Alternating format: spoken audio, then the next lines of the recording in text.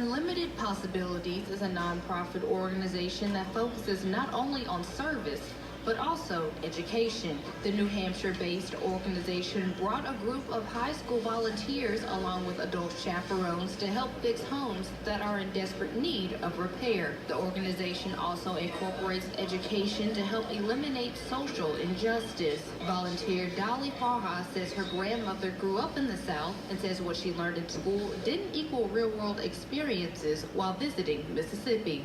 The way that I was raised, I didn't really quite understand the civil rights movement as well as I would have liked. I'm kind of viewing this as more of an educational trip than anything else, although it is great to do service projects and just help out where you can. But it's good to hear stories that you can't really hear anywhere else. And Farha has been able to hear stories of a man whose home has been damaged for more than 2 years. David Franklin says his home was severely damaged during the March 2016 flood and says he's grateful for the volunteers. I really appreciate them for coming and to actually just, just come on in and they act like they're at home. They just blur all over everything and everything all over everything else.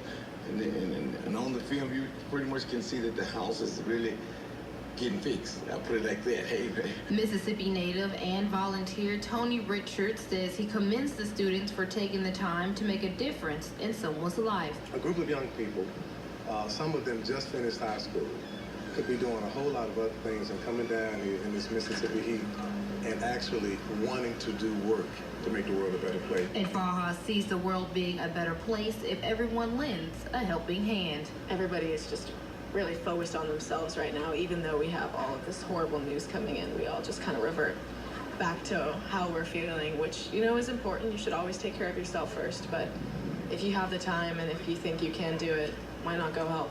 In Greenville, Courtney Williams, The Delta News.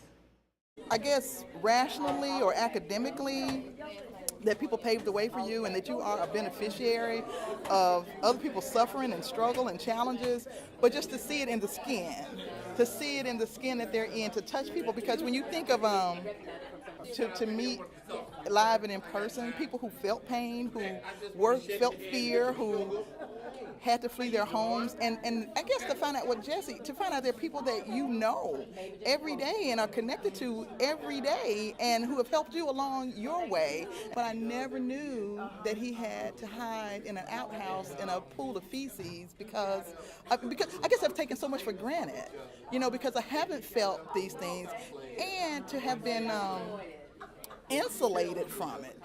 I grew up believing that I could be anything. So I just feel grateful. And the reason that I could have that belief is because of what these people did.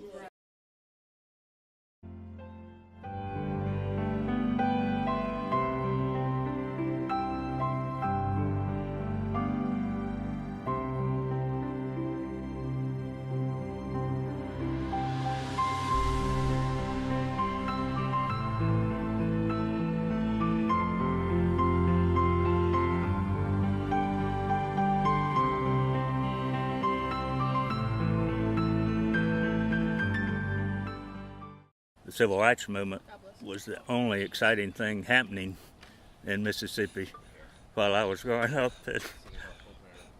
I wanted to be in on the action. I intuitively knew that history was being made. It was being made on the right side of a moral issue. And by God, I wanted my piece of the action. So there was no shortage of opportunity. Any native white who would come forward and be the least bit open in public about advocating fairness and voting rights.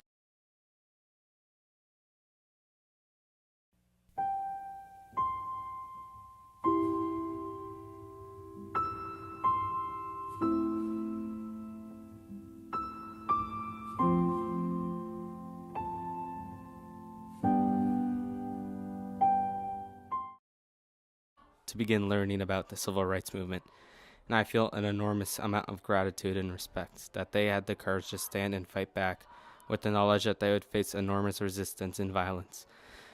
I do feel that our generation has a responsibility to honor the generation that was able to reshape history by continuing the ideals and ideas of leaders, and even more so as a group. We have the ability and power to create a world like that. We just have to be brave enough and love enough.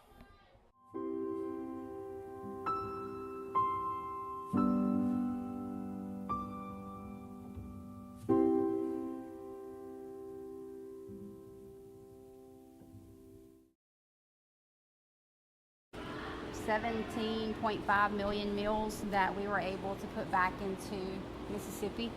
And I know it sounds crazy to think that there's a hunger problem when you're putting that kind of food back into the state, but we are the most rural state. Y'all seen the Delta?